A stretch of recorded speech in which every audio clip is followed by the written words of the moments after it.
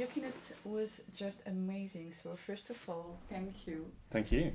I heard in the public and I saw it in Twitter that you deserve a talk at TED. Surprised? It's a very kind thing for someone to say. I'm a big fan of TED Talks. I love them. Often using them with teams in retrospectives. Just a great way to pick up something interesting. I'd love to one day, be able to be invited to do a talk at TED. That'd be great. Great. And what are your impressions about this Agile tour in Bordeaux? I've been really, really impressed with this. My first experience with the Agile tour. I've known it's been going on for years, and I've heard such great things about it. This is my first chance to experience it myself, and I've been really, really impressed with the organisation, the number of people, the energy in the room, the quality of the sessions that are going on out there. I think you guys have done a really, really, really good job. Will you be back? I'd love to be back. Great. And what thing would you like the public remember about your speech? Sorry. Good question. So I see a lot of teams and a lot of companies, and they all find the transformation and the transition towards an agile way of working really tough. It can often start off a little bit easy. There's some quick wins out there, but it's changing a culture and changing structures and processes, and a lot of people can get they feel a little bit helpless at some point, and wonder whether this is all worth the effort.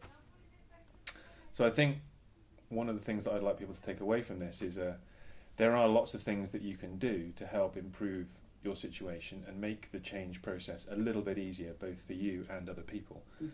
So that when you're faced with that, but what do we do now, and how do we get that next step, you've got a couple of things that maybe you could try. So you have to ask a lot of questions? Yeah, you'll be asking yourself a lot of questions. I expect most people in the room, they will be asking a lot of questions of people in their team, of managers, and of their organisational structure and processes. Are we set up to enable agile teams to thrive? Most organisational structures are there to support the way that we used to work, and that's not a bad thing. It's just that the way that we used to work perhaps isn't as appropriate for the situation we find ourselves in now. So we need to create new ways of working. Great. And what do you do for yourself when you feel a little bit down? Please share your secret with us. Well, apart from whiskey. Whiskey? Whiskey's always good. English whiskey? More American whiskey than Scotch whiskey. But no, seriously, I mean, I've got a great family, and I find spending time with my kids always brings me back to reality and focuses me on what's more important. I feed off their energy.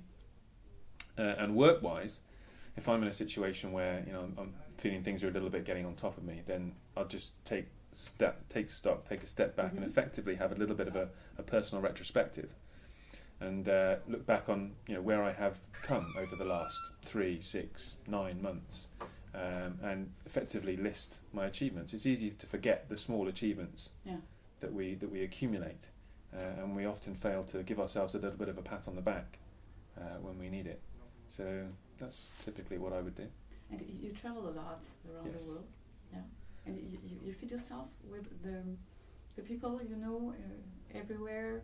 Absolutely. Yeah. I mean, everywhere you go, although people are people and they're all experiencing similar issues, they've got so many experiences out there to share, and just the appetite for learning and the appetite for growth is something that I really enjoyed. Coming to something like this, for example, and seeing all those people, even though I can't understand what's being said, I can feel the energy in there, and I can feel what people, the attitude and the fact that people want to learn and share, and that is something that I'm privileged to be able to see in lots of different places.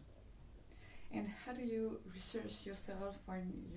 Where do you find research?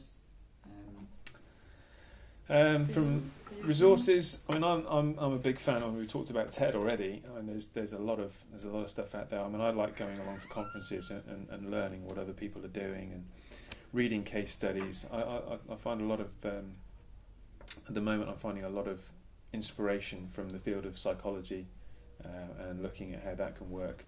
I'm a business coach as well, so I have supervision and regularly getting together with colleagues and just talking through our experiences and finding out what other people are doing and finding difficult and finding solutions to is a way that I find of recharging my own mental resources and my own toolbox. You will leave Bordeaux today. Yes. Can you just tell us what do you take with you from Bordeaux?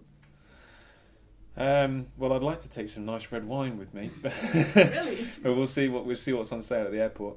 It's a little bit of frustration, really, that I'm not here for longer.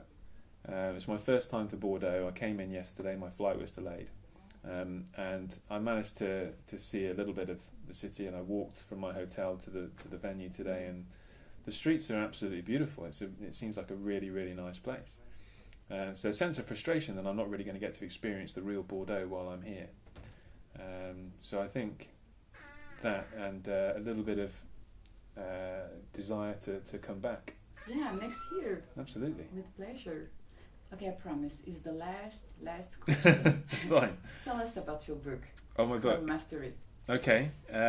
So it's a book that's been years in the making. So my passion really is around the Scrum Master role. I think it's such a powerful role, and one that unfortunately I don't see enough great examples of, largely because of a lack of understanding about the role, a lack of opportunity for people to really get into and grow into that role and be supported and what's expected of them. Mm-hmm. So it's basically a collection of stories from real teams that I've come across, where it sort of explains the difference between what being a good Scrum Master is and what being a great Scrum Master is. And for me, the common pattern that I see in all these organisations that I work in is that those organisations that really get the most out of Scrum and out of Agile really understand this Scrum Master role and really put their effort in support into nurturing great Scrum Masters within their companies. So it's something that I believe really, really strongly in, and I spend a lot of my time coaching one-to-one with Scrum Masters, helping them learn this. All of the names of the teams and the people have been changed to protect them, but they're all things that have happened, and hopefully people can relate to those and learn from them. Okay, thank you very much. No, not at all.